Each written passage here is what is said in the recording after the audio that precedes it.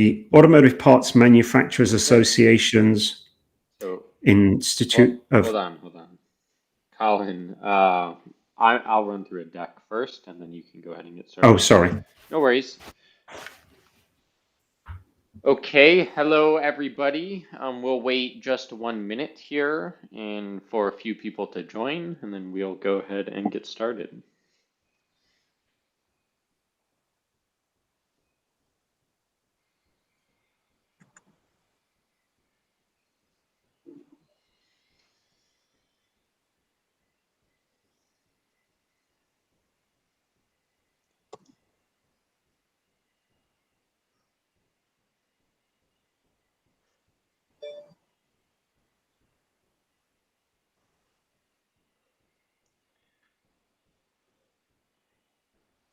All right, welcome everybody to, I think, the 27th World Webinar through the Automotive Security Research Group.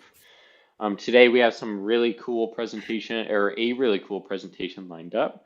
We'll be hearing from some of our leads and chapters in Canada, which is really exciting. You know, we have people joining and presenting from all over the world via these world webinars. Before we get started, let me just tell you a little bit about the Automotive Security Research Group. Maybe you're joining for the first time. So just who is talking here? I'm Brandon Berry. I largely lead the ASRG Americas, and so I'm responsible for trying to coordinate the chapters here in North, Central, and South America. My day job, I am CEO at Block Harbor Cybersecurity. We've been providing automotive cybersecurity services to the industry since 2014. Ikjot, you want to introduce yourself? Yeah, thank you, Brandon. I'm Ikjot Seni, and I'm ASRG lead at Windsor location. And we have in Canada two of the locations for ASRG. One is in Toronto and one is in Windsor. As my full-day job, I'm assistant professor at University of Windsor, and my research is focused on V2X privacy and security on security credential management system. Great, and we're so happy to have you, Ikjot. So just a little bit about the ASRG and what we're all about. We have these three pillars: knowledge, networking, and collaboration. You know, everything we do is aligning to one of these three pillars. So by knowledge, you know, we're trying to share information amongst professionals and car hackers and really anyone who wants to join. This is a very open community. Networking, you know, we're getting the right people in the room so that we can have really great conversations. You know, we facilitate this through, we have a Slack channel. Please join that. I think it's in the description for this event. Then collaboration, we're working together on projects to make automotive security an industry that, you know, helping provide solutions to the industry. And just a little bit about our locations. We have locations really all over the world now. I think we're over 30 chapters, 5,100 members now. And yeah, so if you see a location here, you can go ahead and try and find that via your local meetup, the meetup website. If you don't see your location, reach out to us at hello@asrg.io, and we can get that started if you think that there's a community in your area that you can collaborate with and start contributing to automotive security. So some of the upcoming webinars we have, really exciting stuff. We'll be hearing from pen test partners. We'll be hearing from Moabi, Riskier, Argus. Really, and we're almost booked out through early next year. So many exciting talks, a lot of people with really great ideas, really great presentations who will be presenting for the foreseeable future. If you want to submit something, reach out to us at cfp@asrg.io. And so what you've all been waiting for here, I will hand this over to AJ and Colin. They'll be presenting on securing the complete mobility ecosystem. So without further ado, let me make your presentation live, and you are good to go. Thank you very much, Brendan, and thank you, Dr. Ikjot Seni. My name is Colin Dhillon, and yes, we're going to tell you how the Automotive Parts Manufacturers Association of Canada is helping to secure the Canadian automotive manufacturing sector and beyond through our Institute of Automotive Cybersecurity. But before we do that, I think it's always good to put a face to a name and a name to a face. And so I'd like my colleague here, AJ, to introduce himself, and then I'll tell you a little bit about myself as well. Hi, everyone. This is AJ Khan, and thanks to ASRG for giving us this opportunity. I am the director of apmaIAC Institute of Automotive Cybersecurity, and I've got 20 years of cybersecurity experience, and last 3-4 years have been focused on automotive cybersecurity. I would also like to mention that I am the co-chair of the apmaIAC Cybersecurity Committee along with Colin. So good to meet you all. And yeah, as you can see, my name is Colin Singh Dhillon. I am the Chief Technical Officer at the Automotive Parts Manufacturers Association. I've spent my last 19 plus years running global R&D departments, design studios, and a few years ago had the opportunity to join the APMA to help run their connected autonomous vehicle projects. And alongside that, AJ and myself felt it was absolutely critical for us to shed light and to help move the conversation on cybersecurity as a foundational piece of all technology. And so along with that and digital manufacturing and Project Arrow, we'll tell you more about Project Arrow shortly. You know, we are hopefully making a difference when it comes to the automotive manufacturing sector. So what is the Institute of Automotive Cybersecurity? Why did we feel it was imperative to launch this back just this past May, actually? Well, because we needed to help change the culture when it comes to cybersecurity. I think most of us that are on this, listening to this to this webinar, would agree that we need to look at how do we change the complete culture in the automotive sector, in the technology sector, in the manufacturing sector when it comes to cybersecurity. And we feel, the 4 pillars for the AIC are governance, assessment, education, and technology, because there has been I think a trend and an assumption that we can somehow continue to look towards the global OEMs to make sure that the vehicles are as secure as they need to be, when in reality we all know that a vehicle today is actually a gathering of 20 to 30,000 components. And so we strongly feel that the supply chain needs to be protected and to be secured. The components coming through software or hardware should not be compromised as they reach the global OEMs in their final assembly. And a complete kind of overview and an executive summary of the narratives that will be coming out of apmaIAC are governance programs and the development of governance models. And we're going to be doing that through the CyberKit 1.0, which we released last year. It was the first offering from the APMA Cybersecurity Committee that AJ just mentioned a little while ago. We are also working on the APMA CyberKit 2.0 in modules, which will obviously include the ISO 21434 new standard, as well as a module on our operational technology security. And Dr. Ikjot Seni is supporting us when it comes to V2X security and privacy.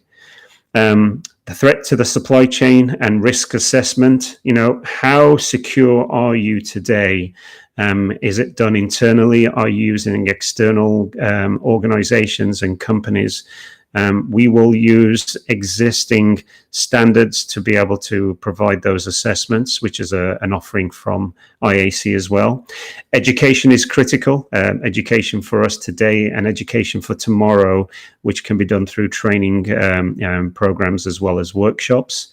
An accelerator program is going to be in the future as well, where we can provide, what really is hundreds of years of mentorship through our members on the committee to new startups to come up with new ways to answer and to support cybersecurity. There's going to be collaborations, and there continues to be collaborations, and we also want to, along with the accelerator, promote technology development, whether it be through quantum encryption or whether it be through cybersecurity, on the vehicle or in the manufacturing facilities. And so a completely holistic approach to try and lift up every stone to make sure no stone is left unturned. And I get asked this a lot, why? Why is it so important? Why isn't it not just the OEM's problem? Why are you guys feeling that you need to step up and to do this? Well, because like most global standards, IATF 16949 and now ISO 21434, if you don't comply, you can't supply. And so that in itself will be, I think, a wake-up call for the sector to take cybersecurity more seriously. The cost of attacks, and we're talking, general attacks in cybersecurity are now in the trillions. But then if we go specific to the OEMs, when you have global leaders like Mary Barra quote about the incident is a problem for every automaker in the world, it's a matter of public safety, because until we are fully versed and connected in this V2X world that we're heading towards, every vehicle and its safety to its passengers and to the pedestrians and to the people and folks in the infrastructure, it's going to be critical. And that's why cyber security will be important there. And in a connected world, the cybersecurity is a fundamental to your safety, as are the brakes. It couldn't have been said better than Mr. Speff, the CEO of Jaguar Leyland Rover. I would like to pass it over to my colleague AJ Khan to walk you through in more detail to the pillars and the segments that we will be supporting through the Institute of Automotive Cybersecurity. AJ? Yes, so when we actually started developing the CyberKit 1.0, that was beginning of 2019, and the discussion at that time was how to give the automotive manufacturing sector a guideline on enabling cybersecurity. So CyberKit 1.0 is more of a journey. It tells you what you need to do, such as cyber governance, threat and risk management, cyber education, cyber insurance, incident management. So those kind of cyber activities, what is required to make an automotive organization secure. And that was launched last year in November of 2019, and we've had great success on that. Now in 2020, we are focusing on CyberKit 2.0. One of the things we think which is very critical on that is the ISO 21434 self-assessment guide, which I am developing. And I think if you look at ISO 21434 and you look at the various parameters and clauses inside ISO 21434, there are some very interesting things to focus on. For example, if you focus on the section on continuous cyber activities, so you have cyber monitoring as one of the activities. Similarly, if you focus on section 15, you have the supply chain, continuous supply chain activities for between the customer and the supplier. And as Colin just mentioned, there are 20 to 30,000 suppliers for a vehicle. So those activities from a ISO 21434 perspective, yes, you can do a self-assessment and you can understand what is required for ISO 21434, and I think that will become critical for the automotive sector. Next slide, please. So assessments, definitely these are just some of the assessments we are talking about. Definitely from a organization point of view, the first thing you need to know is where are the gaps, and for that you need to do a risk assessment. One of the interesting things in ISO 21434 is that even to develop a specific item or component inside the vehicle, you have to have a cyber assessment done, and that needs to not only the cyber requirements during the development phase, but also the post-development phase, i.e. the operations phase. So similarly, you have to do assessments for different areas. So we mentioned here supply chain assessment. Another is SaaS app supplier assessment. So think about it. Your vehicle is using apps which are storing data in the cloud. Are we actually looking at those? So that is something which needs to be looked at also. Next slide, please. We do cyber education and awareness activities. There are a number of activities which we look at. So one of the interesting ones in this one, which I want to mention, is the vehicle cybersecurity architecture. So how are we actually going to look at the vehicle, the inside the vehicle, how the security architecture will be made? And Colin mentioned Project Arrow. So that's one area in Project Arrow which we are looking at. And definitely we are working with various education institutes to develop training material and education for these courses. And of course, I have to mention that Dr. Ekjot Saini is working with us on the V2X side. And definitely she is, I think globally, she is someone who has a lot of knowledge in that area. Next slide, please. So there are a number of industry collaborations. I think, Colin, maybe you can better speak to that, what we are doing in that regard. Yes, thanks, AJ. As a trade association that's helping to lead its members on topics like cybersecurity, a collaboration is going to be critical. If you were to understand the buildup of the cybersecurity committee at the APMA, we have people from national security to blockchain to AI to aerospace and cyber specialists, including folks from the insurance sector, all gathering around to make sure that, it is through the collaboration that we make the right decisions. I think one of the reasons that we have already got the traction as the APMA committee and now the Institute of Automotive Cybersecurity is because we've highlighted and recognized the importance of the supply chain and to strengthening that out and changing the culture. And the ways we will do those are through roundtables and to do conferences.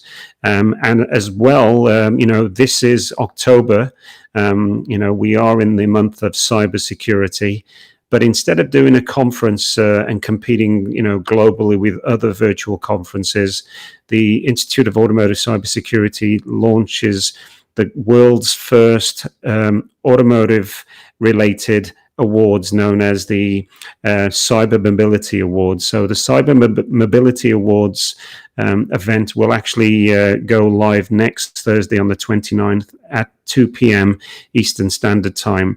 But it's our way of empowering institutions, academic institutions, startups, individuals, women in cyber, global companies, supply chain, OEMs. The list is on the apmaIAC.ca website. But these are all initiatives and strategies to make sure that we change the tone in which people, talk about cybersecurity. Again, we see it as a top-down approach. This has to be a C-suite conversation, which then embeds and impedes all of us. We're all responsible for cybersecurity.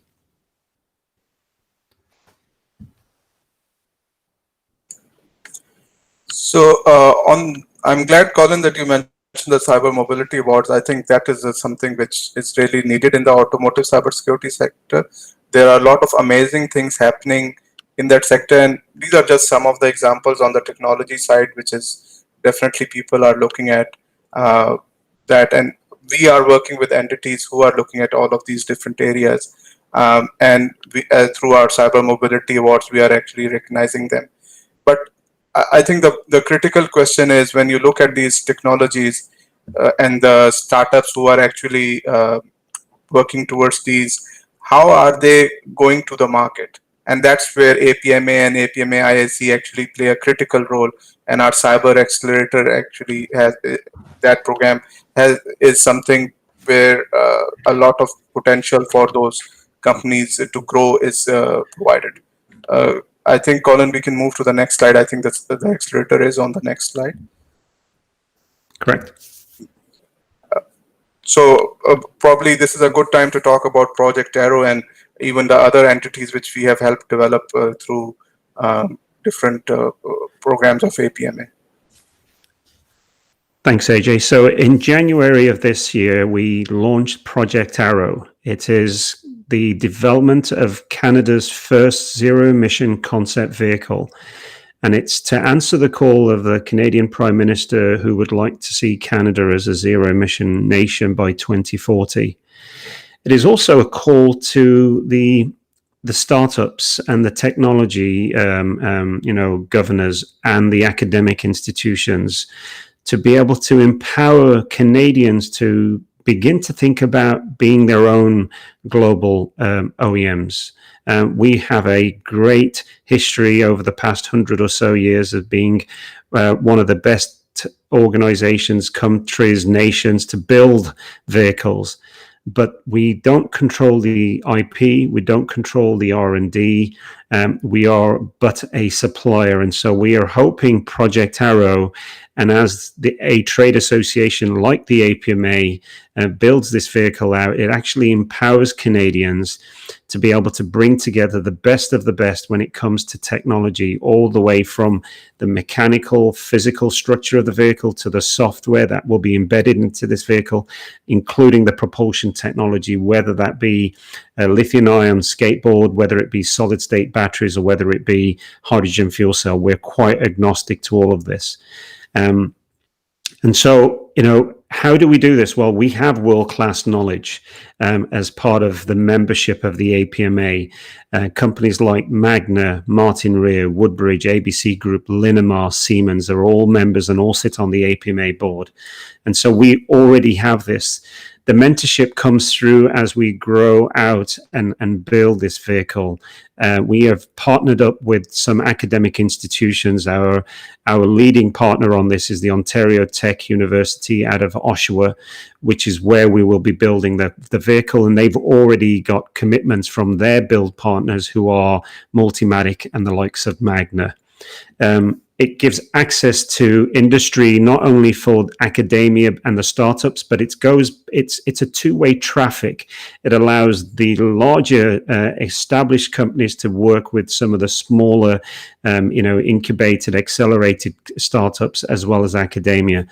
And it really, again, with a complete focus on cybersecurity, and we will be definitely focusing on a global first, just like we did when we launched the Project Arrow. We launched it at CES in Nevada, Las Vegas, as we were showcasing on one of our demonstration vehicles a quantum encryption of software, which was the first time quantum encryption of software on a vehicle had ever been done by our partners Isara. And we will also be looking to provide full support to this vehicle through our technology partners as well.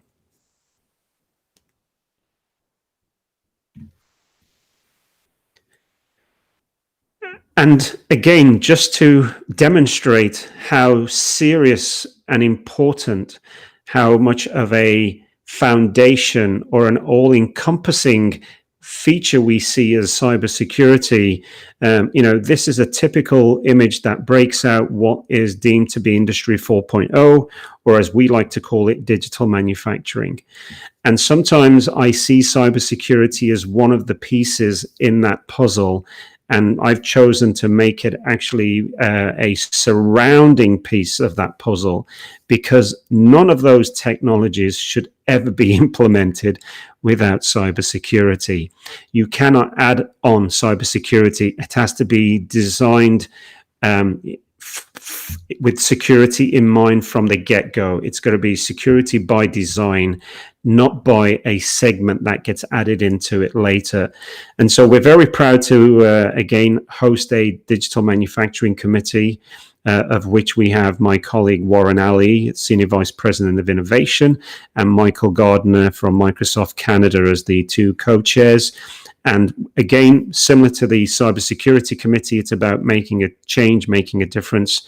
But this image here really should reflect on how important cybersecurity is to the change when it comes to the manufacturing sector.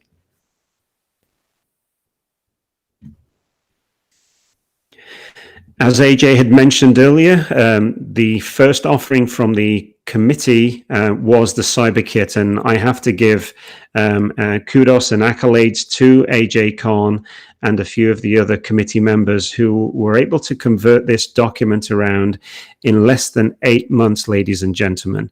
And so from inception to completion, we created this document, which is really, I like to describe it as a Cole's Notes or an overview for any company, whether you're absolutely green or whether you're intermediate or whether you're advanced when it comes to cybersecurity. It provides all the context and details for you to embrace cybersecurity in your manufacturing facility. For example, in governance, it talks about the coming of 21434, but it suggests the NIST standards and regulations as something that are valuable. So instead of you picking up the ISO 27001 and reading a bunch of other standards that may not be completely applicable, our teams have done the work to provide what is suggested to be the best method, which includes insurance, which includes assessments, which includes the complete education of cybersecurity. So this is available through our website, and it has been given accolades. And again, kudos to the team for developing this. And we truly look forward to CyberKit 2.0 at the end of this fiscal year.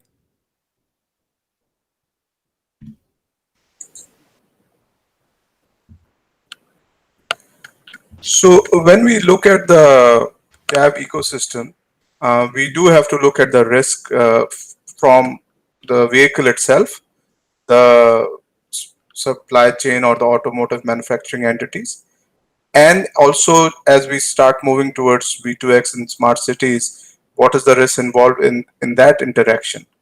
And that whole ecosystem, you cannot take it separately. You have to look at the risk holistically across all these three different spectrums. So that's where the APMA CyberKit 1.0 actually comes in, because we are looking at cyber from a risk perspective, but also from a governance perspective. So how do all these different entities, how can they be secured?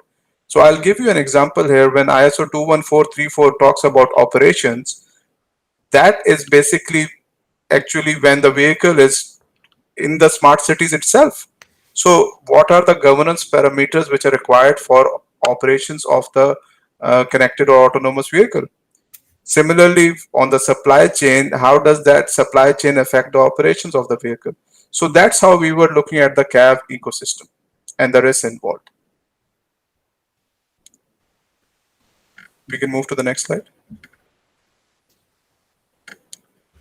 And as I mentioned, we are looking at cyber governance in our CyberKit 1.0. And the cyber governance actually looked at all these 8 areas. And as I mentioned, this was developed in 2019, released in November of 2019. And I'm really, pleased to see that many of the things which we had put over here is now actually part of ISO 21434.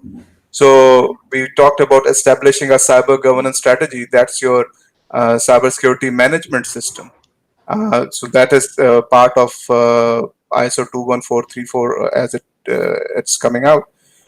Implementing a risk management framework. So definitely threat assessment and risk analysis is something critical for understanding your cybersecurity requirements.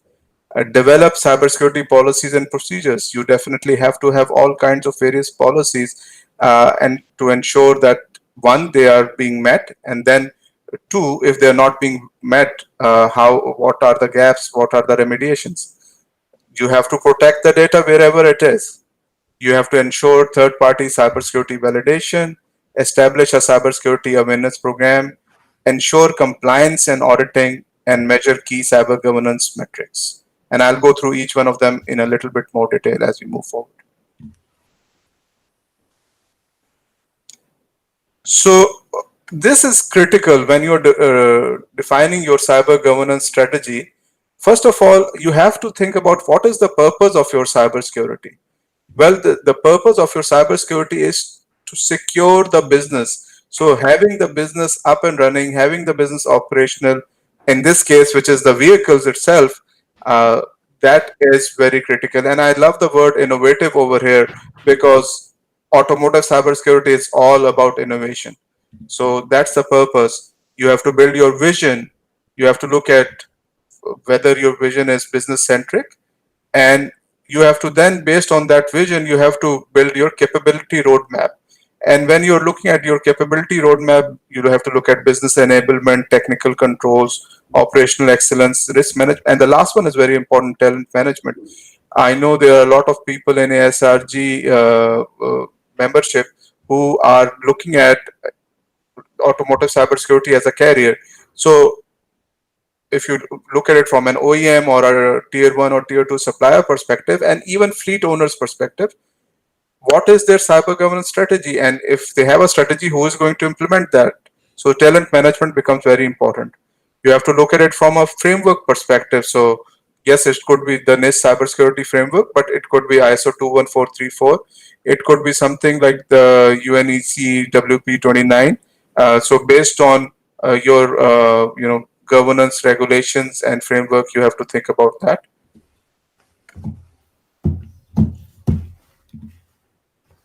And then you have to look at what are the core investments and operating objectives which you have to make to ensure your cyber governance strategy is there. And I think at this stage, maybe Colin, it would be very, I think, useful even for myself to understand from a tier 1 supplier, how are they looking at establishing such a cyber governance strategy? And AJ, that probably leads to something we will be unveiling next week in its short form, and then we will be doing the full report in December, which is in order for us to understand where our sector is here in Canada, for example, which I'm sure can be replicated globally, we've teamed up with KPMG to do a cyber survey. And so we will be sharing next week, as we announce the winners of the Cyber Mobility Awards, some of the highlights from that survey. One of the challenges the sector faces, and I'm sure it can be replicated into other sectors as well, is a lack of understanding when it comes to who is responsible for cybersecurity. I'm pretty sure all of us that are tuning in here understand it to be a top-down approach, and there has to be a differentiator between what is seen as IT, traditional IT, and a securities expert within your facility, within your company. It also needs to, I think, AJ, as we've highlighted over the past several months, it also needs to understand the operational technology and cybersecurity of what is potentially your secret source as you make certain parts and components and assemblies. A lot of your IP is sometimes translated into the manufacturing of a X. And so operational security is also critical. And I think the work that has been ongoing and will continue, hopefully, to come through as we announce the complete survey in December will help to back our support when it comes to the operational portion of manufacturing in the automotive sector.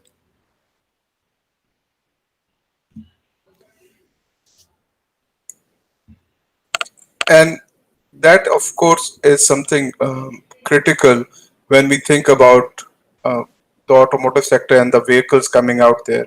In fact, ISO 21434 talks about cyber assurance levels. So, what is the degree of trustworthiness or confidence in a vehicle component from a risk perspective or from a cyber assurance perspective? So, that is something which needs to be looked at from a organization-wide perspective, and I would even say that it needs to be looked at from fleet's perspective. So if you have a large, trucking fleet, for example, what is the risk to that fleet, and how is that being managed? And this goes to the conversation around cyber insurance. How are you doing your risk mitigation? Are you doing a risk transfer? Are you doing a risk acceptance? Are you doing risk mitigation? So what are the techniques you are using to look at risk? And one thing which I think is very important here from a risk perspective is the seizing opportunities and improving deployment of capital. So once you understand your risk from a automotive organization perspective, you can actually ensure the best deployment of capital. So that is very critical for this phase where we are just starting to enable cyber in connected and autonomous vehicles. And we have already talked about ISO 21434, but I do want to mention a few specific things. So in this slide, I talk about goal of reasonably secure vehicles and systems. So that is the cyber assurance levels. What is the assurance you're getting that your vehicle is reasonably secure? Another one which is very important is the automakers and suppliers can use to show due diligence. So the relationship with supplier, between a customer and a supplier, becomes very critical. And some of that work is basically looking at the relationship between the supplier through something which ISO 21434 is calling the cybersecurity interface agreement. So what is the interface between the customer and the supplier?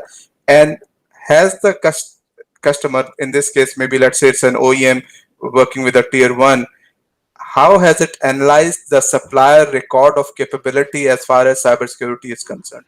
So the whole chain will become secure. And that's, from our perspective, that is something very important, because when you're looking at the ecosystem, which we showed in the beginning, the risk has to be looked at from across the whole ecosystem. So that is very critical for us. And the last one in this one, which I will mention, is cybersecurity activities processes for all phases of vehicle life cycle. So ISO 21434 is looking at the concept phase, the development phase, the operations phase, the decommissioning phase, and the continuous activities also. So, but look at it from this perspective. In the concept phase, if you are not aligning your cybersecurity requirements, then as you move forward, those requirements are not part of your plan, your action plan for the, let's say, the development phase. Then that means there are weaknesses in your system, and that needs to be addressed. So ISO 21434 in this regard is pretty comprehensive, and they are looking at it from all these different angles. And I think, AJ, as we've been highlighting with our research, and one of the reasons education is a pillar, is one of the things that we're all going to be facing is a shortage of talent when it comes to cybersecurity. We are already talking to colleges and universities here in Canada to help develop programming which can support to backfill some of that. But, it is a global shortage. There aren't enough people that are specialists in the cyber area. And so I think we implore everyone that's listening, all ladies and gentlemen, to begin to ask those questions in your own jurisdictions when it comes to education in cybersecurity, which can help to backfill the void when it comes to cyber jobs. Yeah, that's a great point. And actually, even today, I was having a conversation with someone who was talking about DevSecOps and how does that apply to automotive cybersecurity. So again, that is a very critical portion. I think the cyber assurance program, as I mentioned, that in ISO 21434, there is a clause which focuses on the relationship between the customer and the supplier.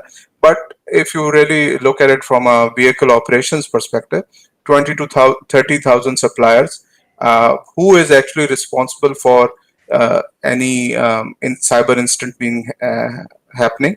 And when that happens, what kind of communication you will have between the supplier and the let's say the vehicle operator and the OEM itself? Is there a cybersecurity incident response team which is available? So all of that needs to be ultimately looked at. But from a cyber assurance program, the OEM needs to look at these different areas and should see whether the supplier is compliant with, let's say, ISO 21434. And Colin was just talking about education. So cybersecurity awareness is critical. And when we are talking about cybersecurity awareness, one of the things which I'm sure everyone who is involved with ASRG, they have found is the automotive sector was not aware of cybersecurity and the cybersecurity challenges which are there, and cybersecurity SMEs were basically not aware of automotive sector requirements. So I think that that gap needs to be addressed, and that a cybersecurity awareness program which is specific to OEMs and to the vehicle, to the automotive manufacturing sector needs to be there. I think one of the big things which APMA has done is educated and made aware people in the automotive sector who are in key decision-making slots, and those roles have then led to development of further cybersecurity plans and programs.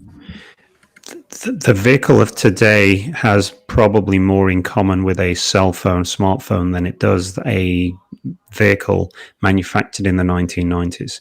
The car today is a technology platform. Our quote there, cybersecurity involves people, technology, and process, has to be seen as critical. People, as we've talked about the importance of it, and its stakeholders being involved, the technology, because of what a vehicle today is, through the build-up and what comes through the supply chain, and then process, because things have to get assembled and things have to get put together.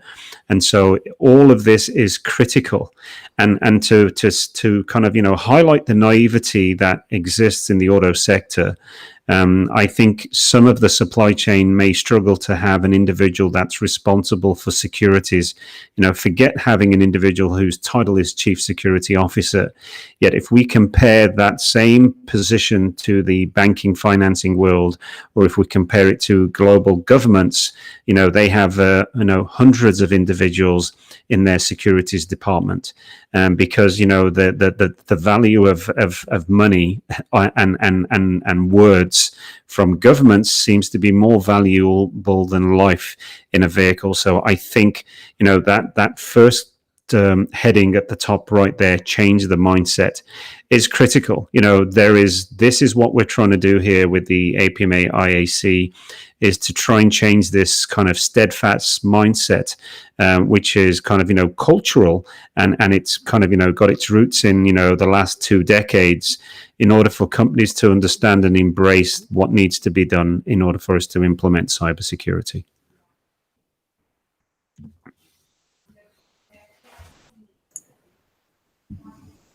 And we talked about assessments, but I think just related to that is the compliance and auditing, how that compliance is actually happening. So supplier assessment is just one example of that, but there could be other areas of ensuring compliance and auditing. So one which might be interesting one is payment card security. So how does the apps in the vehicle which accept credit card, how are they secure? And that probably leads to a discussion around PCI DSS framework.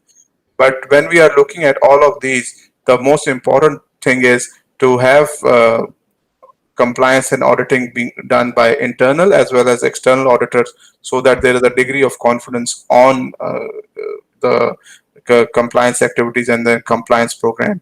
The one other thing which I want to share over here is from a talent perspective, from a skill set perspective, again, this is something which is lacking. People who have expertise both in cyber as well as in automotive, who can actually do compliance and auditing in the automotive cybersecurity sector.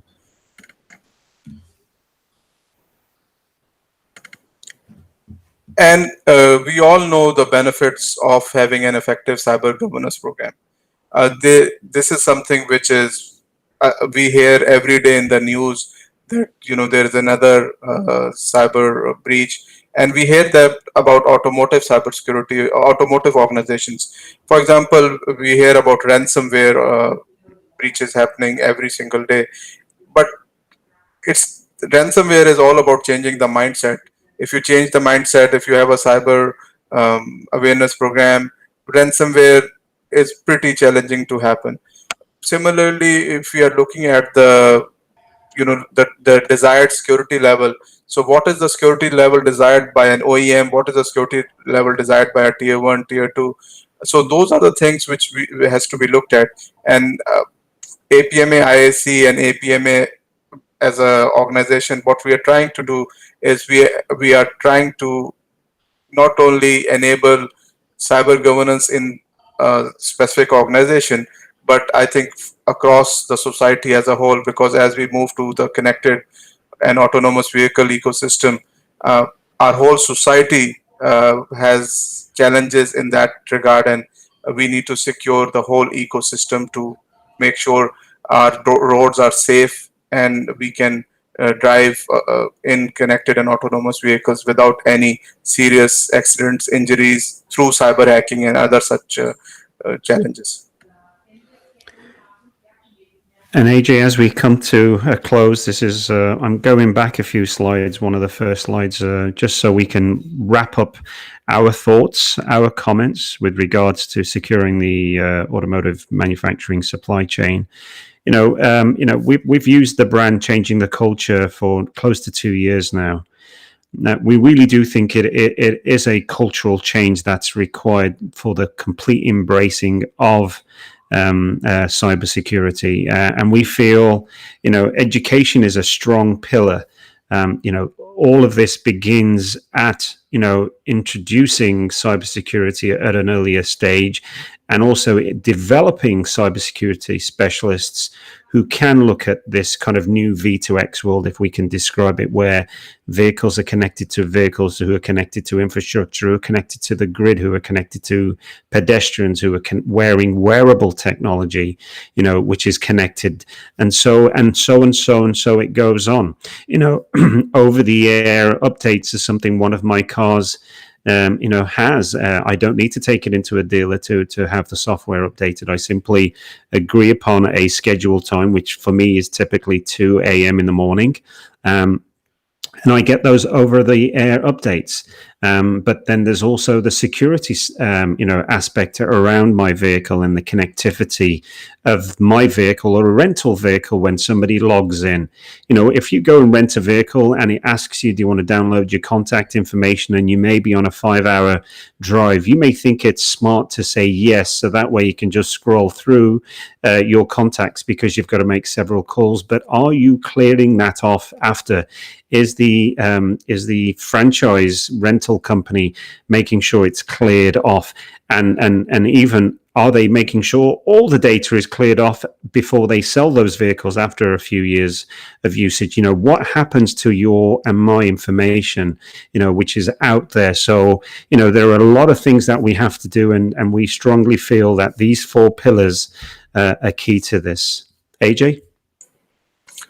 Totally agreed. Totally agreed. And as far as specialists for cybersecurity in the field of automotive, uh, there is so much potential here, and I think ASRG is doing such an amazing job in this regard, spreading the word, spreading the knowledge, getting people together, enabling those relationships to develop, which can focus on having great innovative solutions for automotive cybersecurity.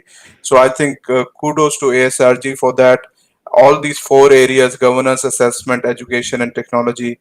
We need people who have amazing ideas. We need people who have great ideas. And I think one thing I do want to mention before we end, one of the things which APMAIAC is doing is it is also helping talent and people and companies from outside Canada to work with entities inside Canada and work on how to improve automotive cybersecurity for Canada, but for the world as a whole. So that's also something which we work on. And the last thing I would say is that from a cybersecurity, like I've been in cybersecurity for the last 20 years, a lot of interesting things happening in cybersecurity, but this area, automotive cybersecurity, is a total transformation. It has so much opportunities. It is so exciting. I do really emphasize that anyone who's out there looking at cybersecurity should look at automotive cybersecurity, because this is just such an exciting time to be in this area. Great. And I guess a big thank you to ASRG, Brendan, Dr. Ikjort, and everyone that's listening. Thank you for hearing what the Automotive Parts Manufacturers Association's Institute of Automotive Cybersecurity has to say on the topic of cybersecurity.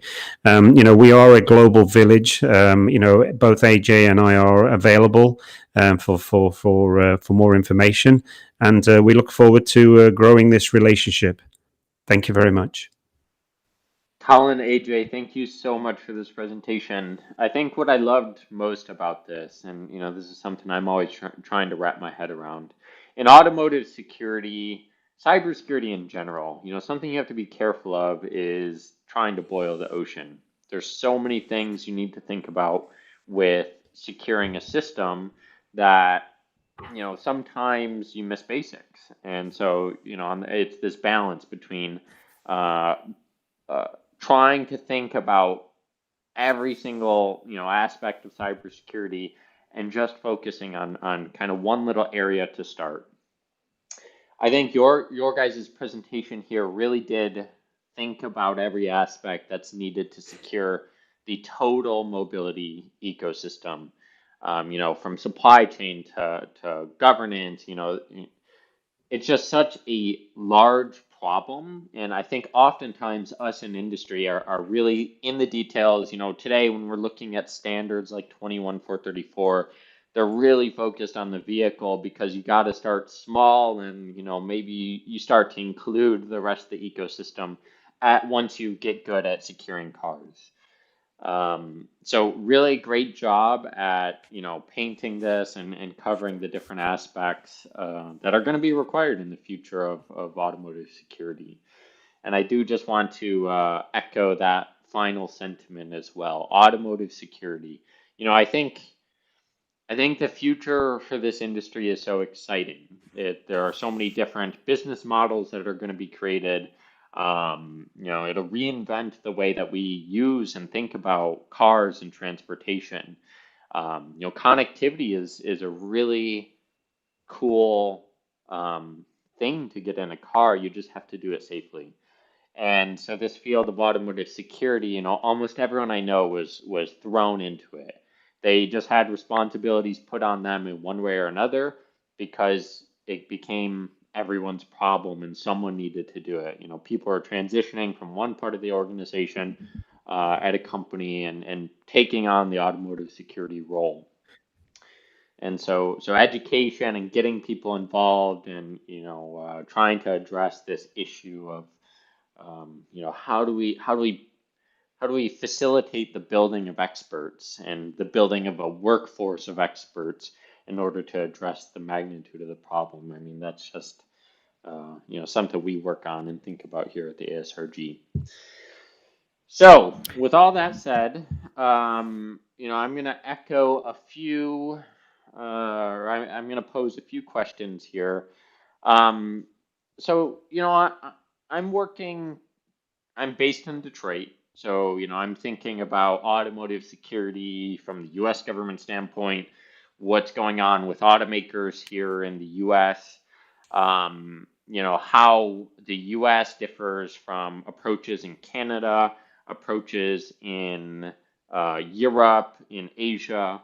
So what you guys are doing with the IAC, the Institute for Automotive Cybersecurity, how do you think you guys are going to fit into this kind of global, everyone kind of taking a little bit different of an approach to solve a very similar problem? I think if I can have a stab at that, I think the one fortunate thing in our sector is, a lot of vehicle platforms have gone global, especially in the last decade or so. And so that really does help to support this kind of global standard, this continuation of what you can do in one jurisdiction should work and has to work in other jurisdictions.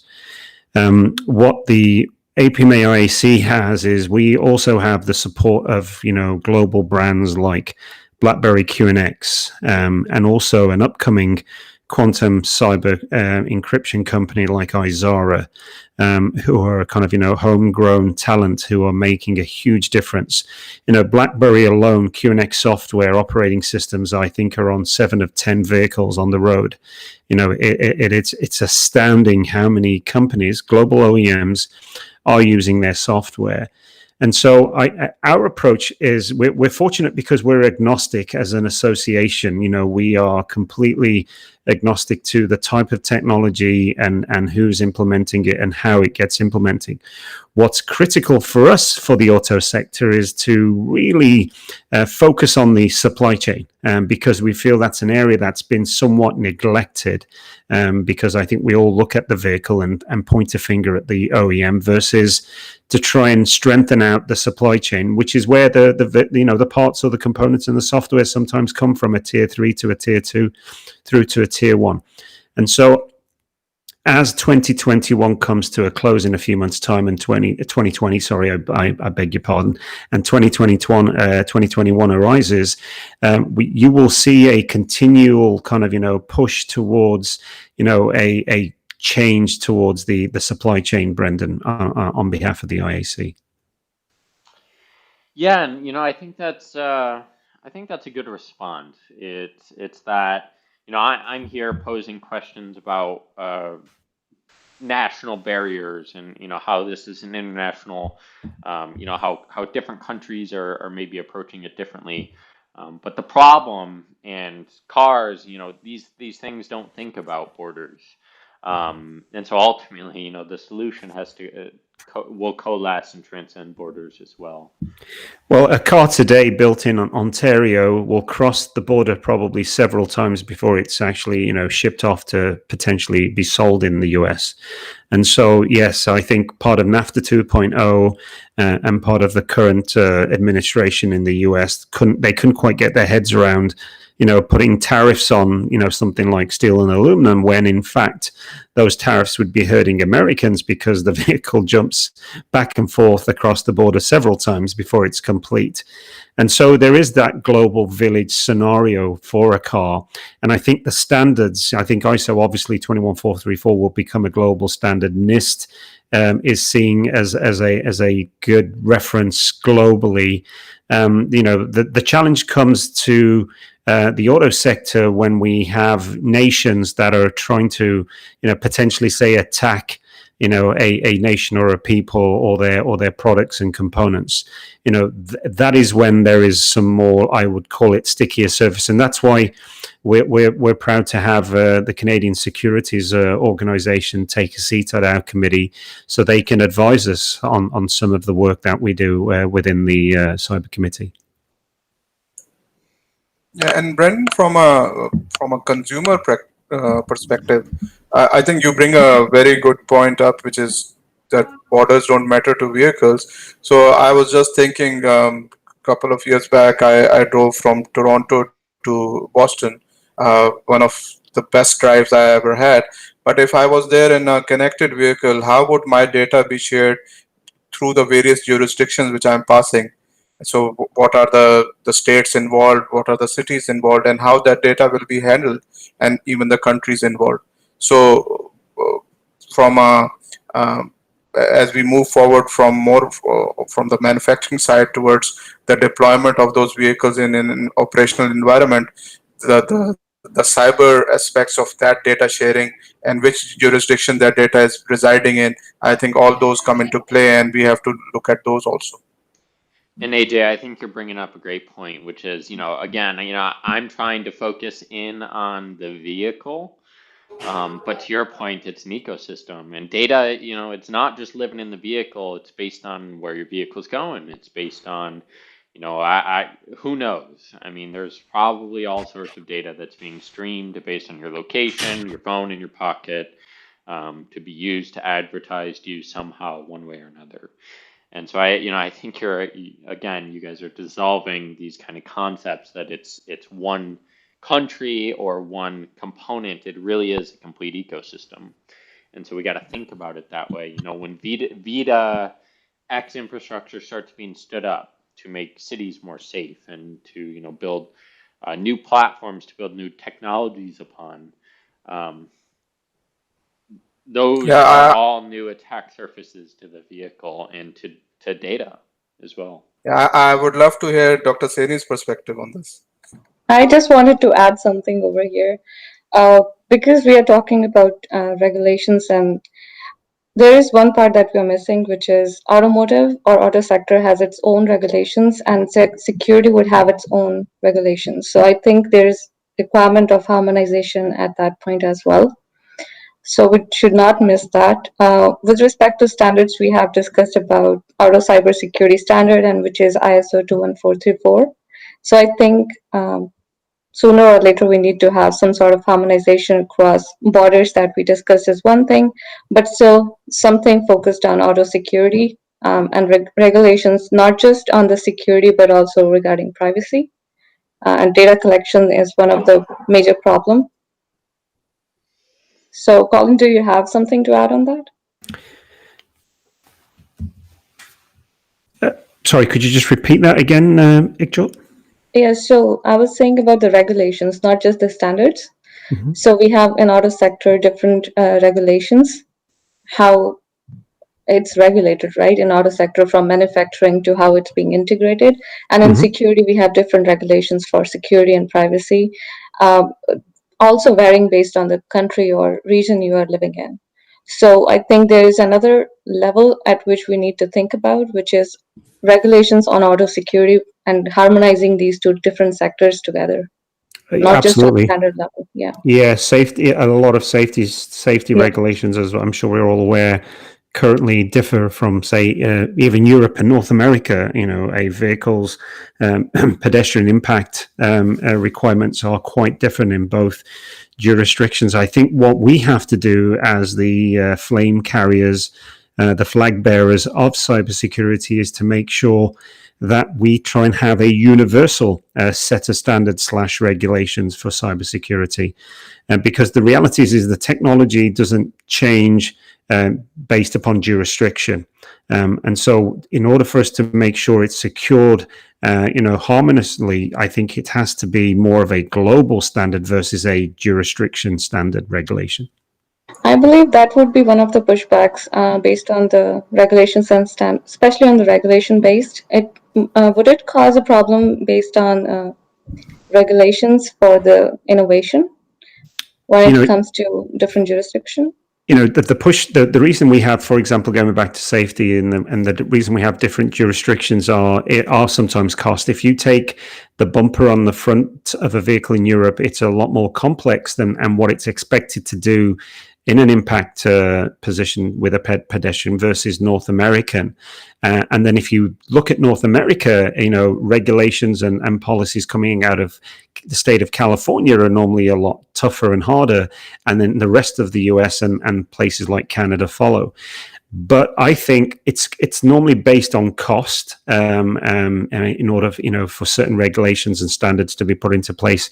But I would say, Ikjot, that when it comes to cybersecurity, we have to fight against those kind of, jurisdiction-based regulations and push for a global standard and / regulation, because the technology that will be used that needs to be secured is probably the same. I think that is you bring up an excellent point, and I think it is something that we should be having conversations with both in Europe as well as the governing bodies here in North America.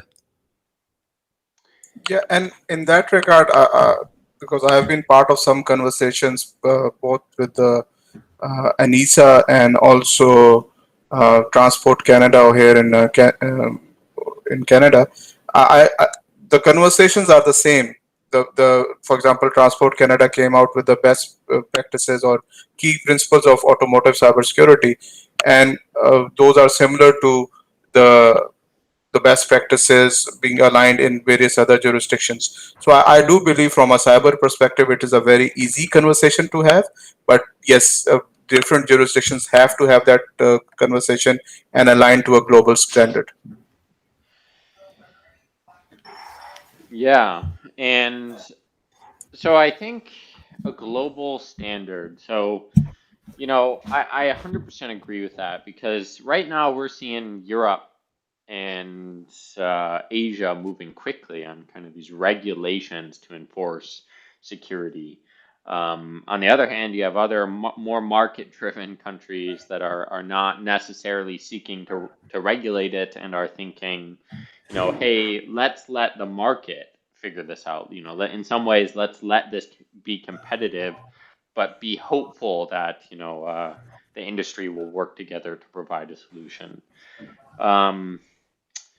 So I guess, wow, it's such a big problem. It's hard to even wrap your head. Brendan, Brendan, I'd love to pipe in and say, one of the challenges is that, for me, the naivety around cybersecurity, which I'm sure we've all ran into and we all understand, could not be afforded to be handed over to any global jurisdictions to feel that they should be a part of it, or they'll think about being a part of it, or they won't be a part of it. I think it has to be, because we build global vehicle platforms, so a BMW from Europe now looks a lot more like a BMW in North America, which looks very similar to the BMWs in India and China.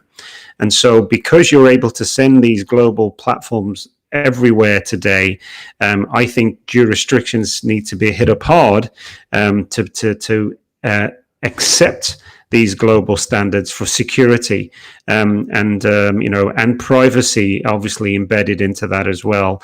I think it's early enough where their levels and those levels of naivety could actually work in our favor. But I think it's definitely a push that to organizations like ASRG, the IAC here, and other global brands should get together with regards to making sure we try and make this global. Because again, why are we building out autonomous vehicles? Because it's meant to help reduce the 94% of all accidents, which are human error. Why are we building out cybersecurity? For the security and the privacy and the safety of individuals. Like, we're doing it all for the right reasons. We're trying to make the vehicle more secure. And as you see this push towards high levels of autonomy, Tesla today has launched multiple vehicles with their highest level of autopilot. we need to secure those. There is a lot of rumbling happening since that announcement of 2 days ago, with companies saying they're not ready, it's not ready, their software's not ready, their hardware's not ready. But I've read a few articles, and the one thing I haven't seen in there is cybersecurity. And so I think I implore all of us to work collaboratively together to try and get a global standard of regulations that people have to kind of lean towards. Yeah, and it's just to get it in a known state, so that everybody's aware of the problem, aware of where we stand, and can kind of globally work toward the same set of simple principles that, to keep passengers safe, to keep data private and secure. And so, I guess I wanted to dive into one of the complexities that you guys seem to be addressing, or thinking about a lot, which is the supply chain issue. At the global, at the standard and regulation level, we're thinking about how do we come up with a process that ends up with a secure product that stays secure over time. Now, a lot of the responsibility, as you guys were pointing out, seems to be put on the automaker, the OEM. But we all know that it permeates the supply chain. The OEM is really, in many cases, bringing in components and assembling the vehicle. In reality, suppliers tend to not have the biggest budgets. They tend to be experts at whatever component they're developing. They tend to not have security teams. This is really just starting to get onto their plate, this issue of cybersecurity. As it starts to go and permeate the supply chain.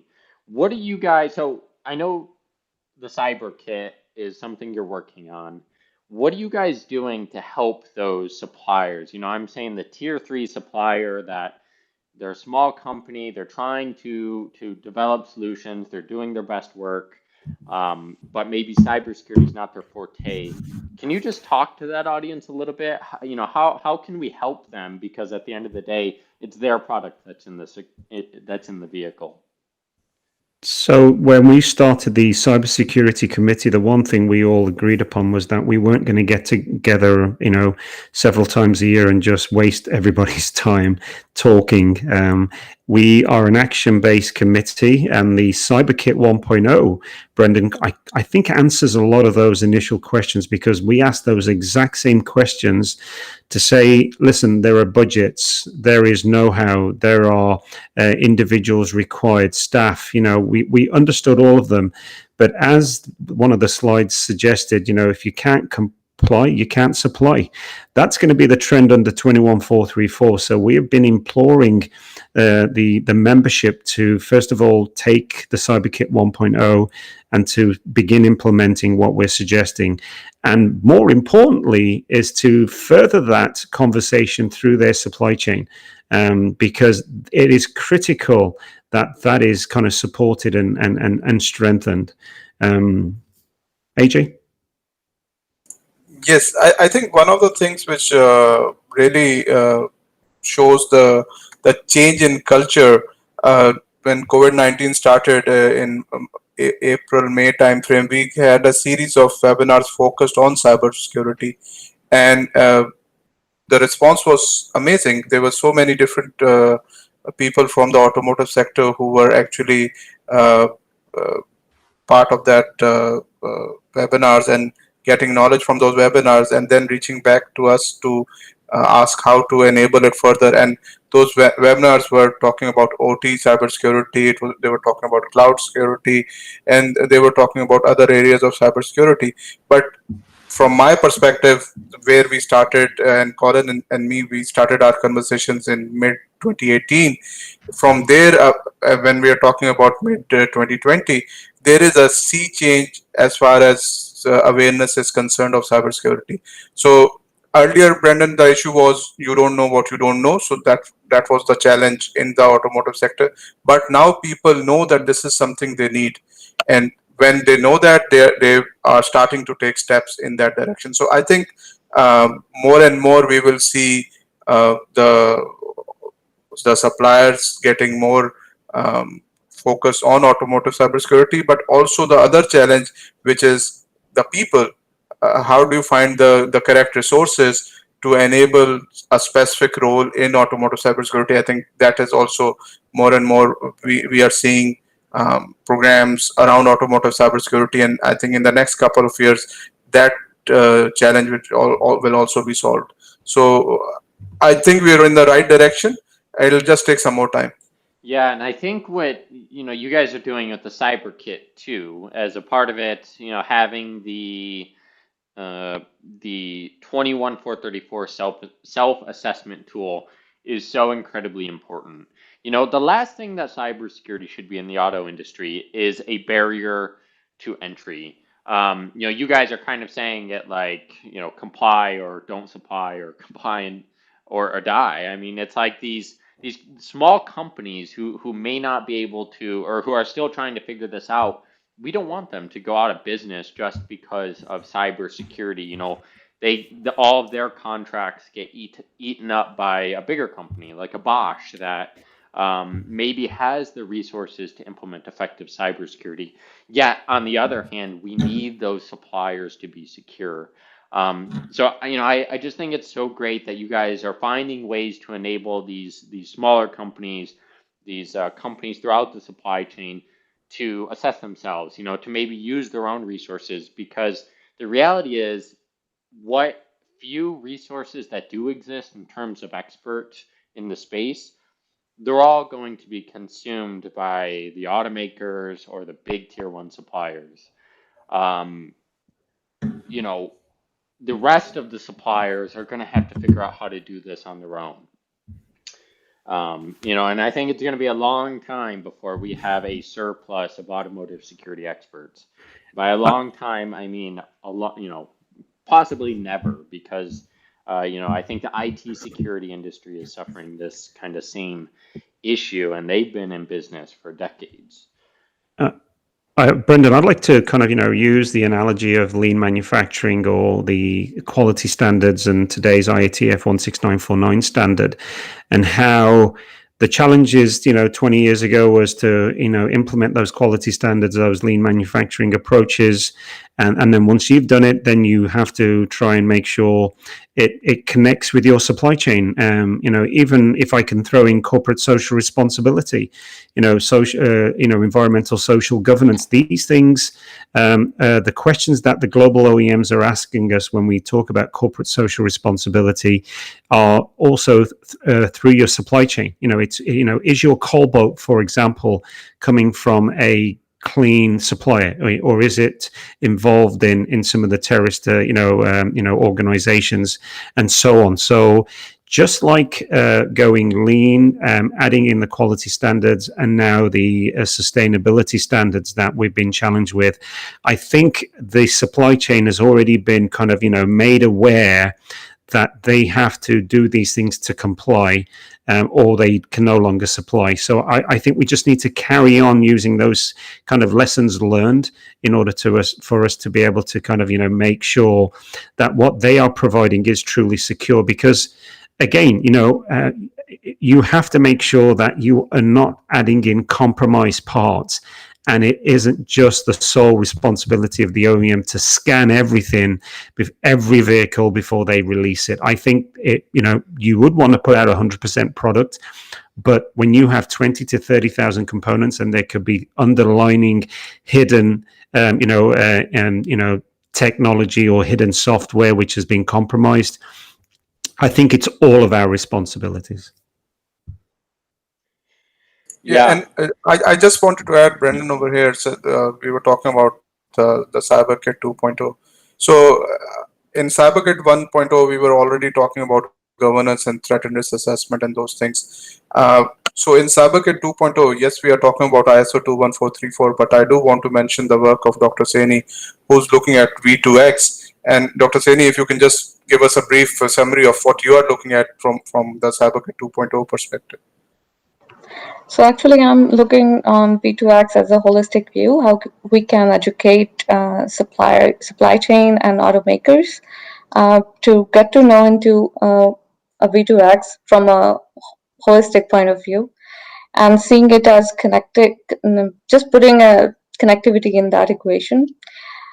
And once we see that, it's as we have already discussed, as Colin mentioned, it's global village. It's not just we are trying to figure out something just based on where we are. And connectivity is not just local where you are residing, but it goes beyond that. Today we use internet and we have so many devices connected globally, and the same thing is going to happening for the vehicles. So it will be Internet of Vehicles. So that's just the introduction for that, and there's different standards and regulations around it, which are still in their draft stages. And seeing it not just because the system, what we have, if there are some mistakes we have made already in the internet or technology, we don't want to repeat those again. So we are it's all up to us how we can make it security by design and privacy by design, just using those principles and just taking care of that from the build stage and then develop it and implement it. So that's what I'm focusing on, and informing and educating and bringing that awareness that if you're building this auto tech as a component or a department in your um, field, then you need to take care of all these things and how you can play a role and take the responsibility when you're building that. So I'm really looking forward to that module of APMA CyberKit 2.0. And Brandon, this is how we look at automotive cybersecurity. Not only yesterday's challenges, which maybe the CyberKit 1.0 was looking at, but tomorrow's challenges also, which Dr. Saini is looking at through V2X. And we are very excited to look at other such areas. Colin mentioned OT cybersecurity. We are also looking at vehicle security architecture and other upcoming areas which need the focus of the entire supply chain.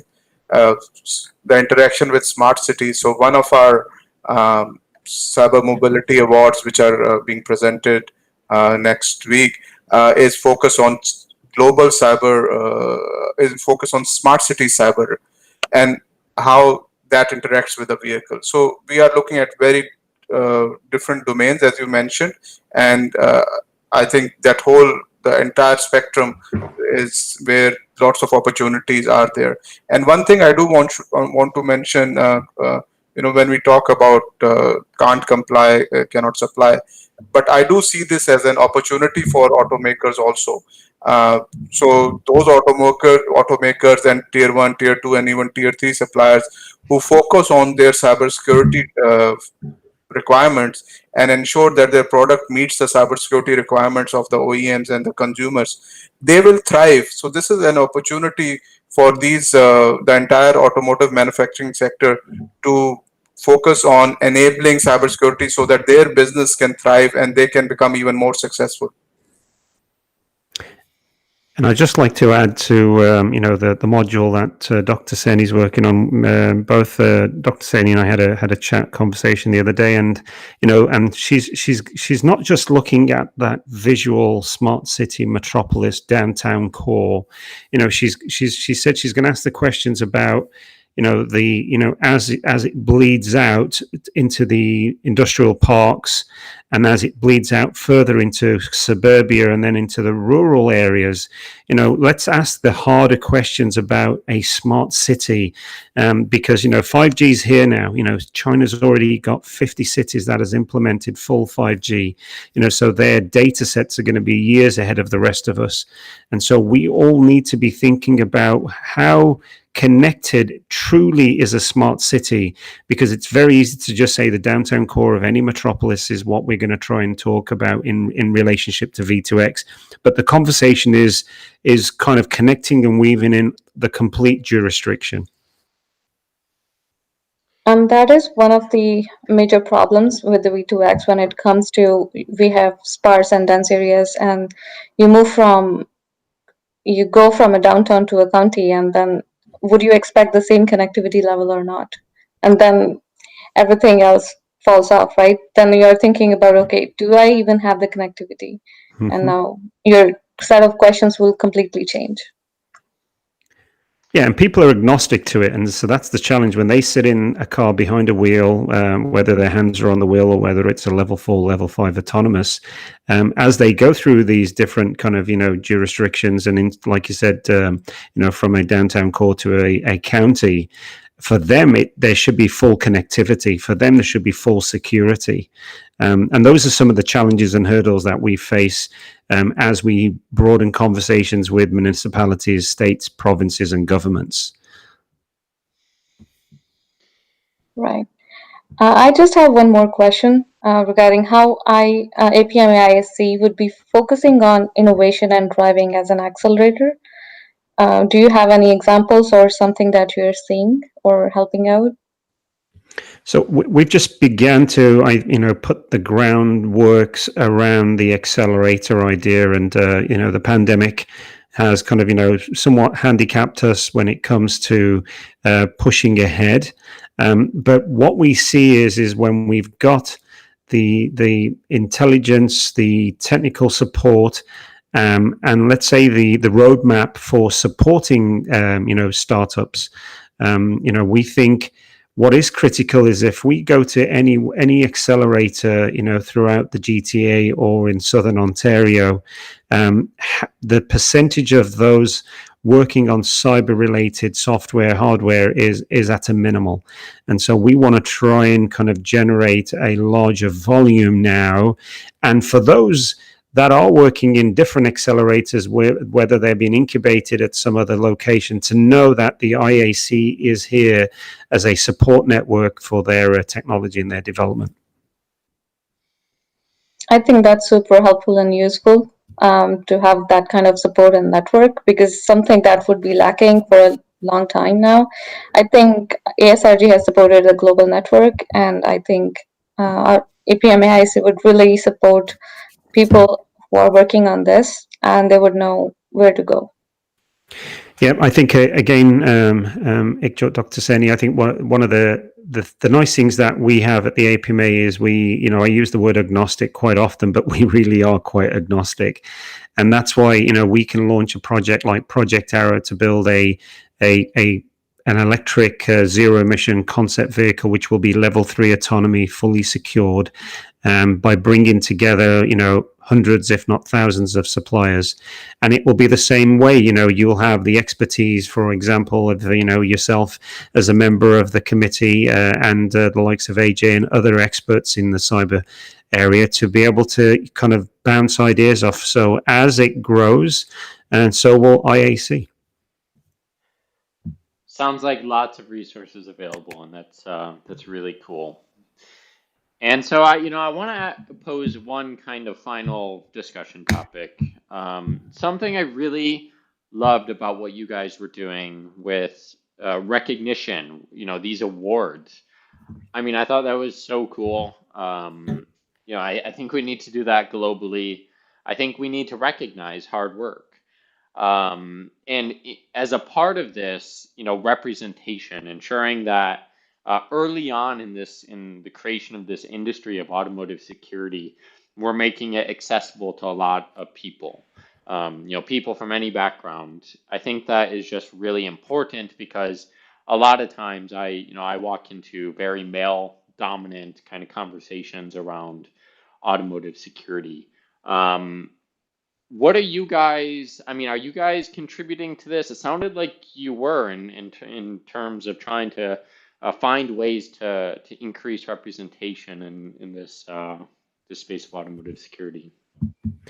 If I was to kind of read the kind of overarching descriptions, everyone here can freely go to apmaiac.ca and register for next Thursday's awards ceremony. But we talked about a mission to enhance the cyber awareness in Canadian mobility sector, including the supply chain and vehicle to everything technologies. We wanted to make sure it emphasized our 4 pillars of governance, assessment, education, and technology. But if you look at, one of our first categories, it's Cyber Woman of the Year. We wanted to make sure, we are recognizing our colleagues who are working, for example, in Canada with outstanding achievements in cybersecurity specific to the automotive sector. We've gone and given award for the Young Cyber Achievement. An individual under 30, so Colin can apply, working in Canada with achievements in automotive cybersecurity in the private, public, or academic capacity.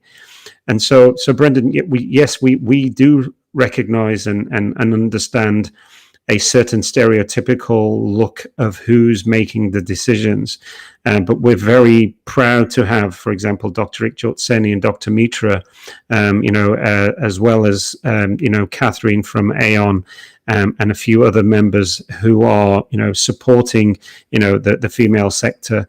And we do feel it needs to be recognized. The youth needs to be recognized. So we empower them and going forth, empower others through awards, because let's face it, who doesn't like to receive an award? And for those, and again, full transparency, myself, I have very little background in cybersecurity. I'm just becoming a passionate, connection within the cyber world, who is learning about cybersecurity and diligently pushing cybersecurity. And I want to help to change the trademark of it being somehow boring and not kind of exciting. And so we feel the awards, which are global awards because we have several categories that reference global, but we feel these awards will kind of and should grow to make sure we recognize people from all backgrounds and people from all speciality backgrounds as well. Yeah, and I think that's really great, and I think everyone listening should borrow a page from your guys' book on that.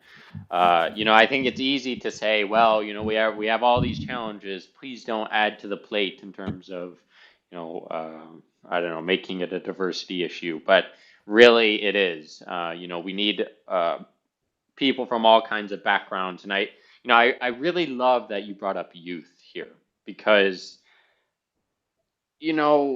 like I said, it's really a 5-year-old industry. It's not old. Automotive security has challenges that are so different from other areas of cybersecurity.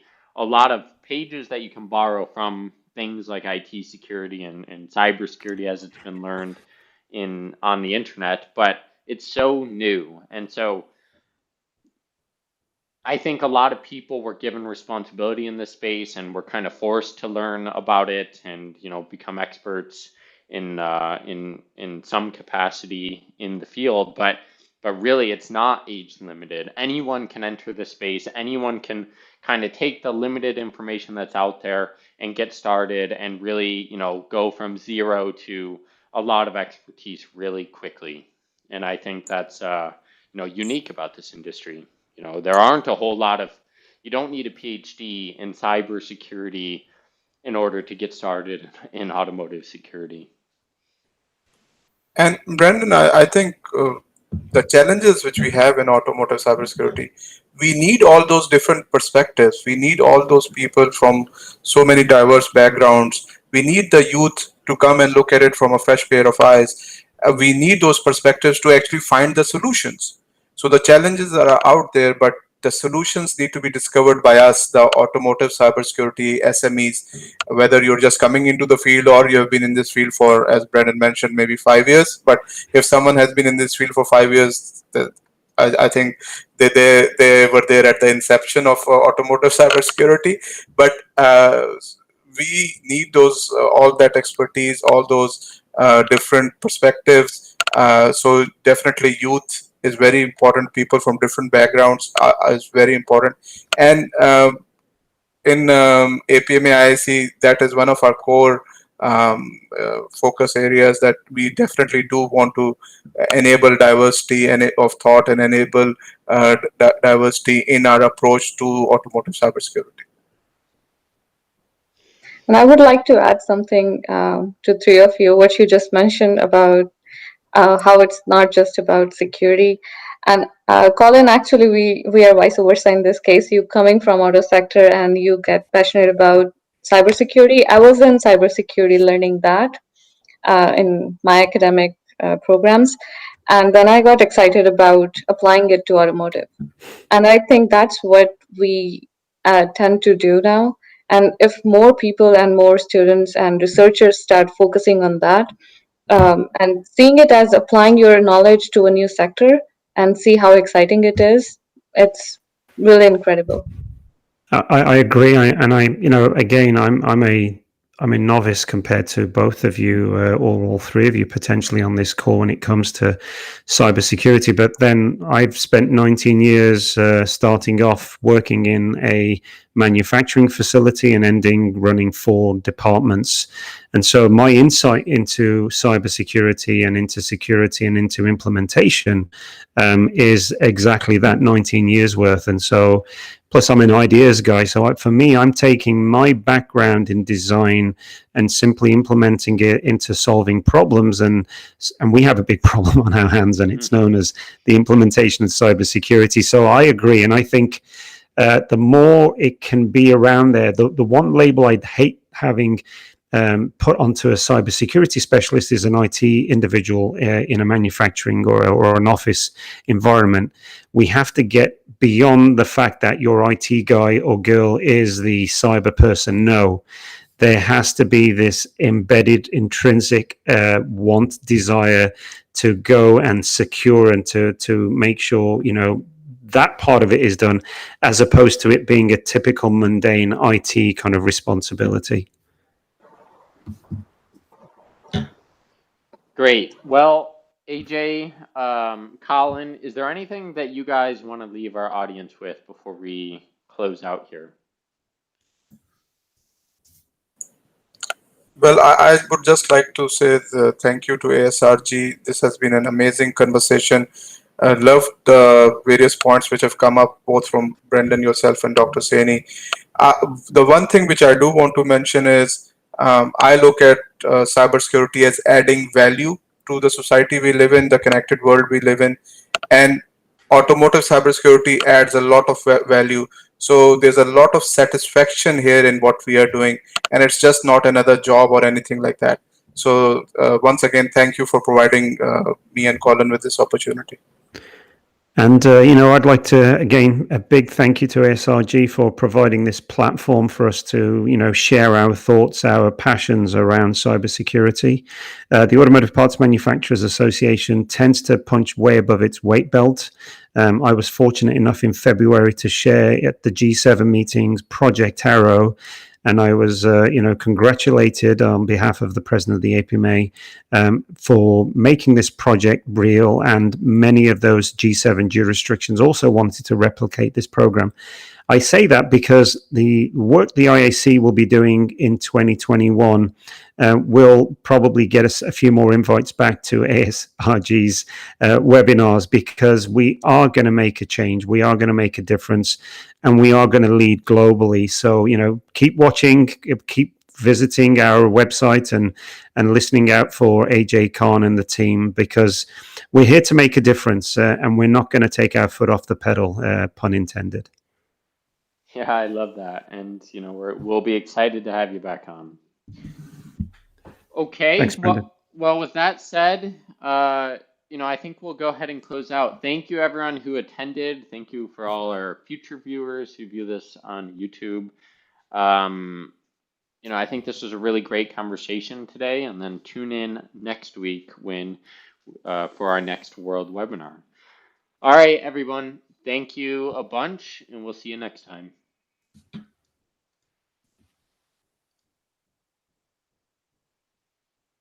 Okay, we are offline.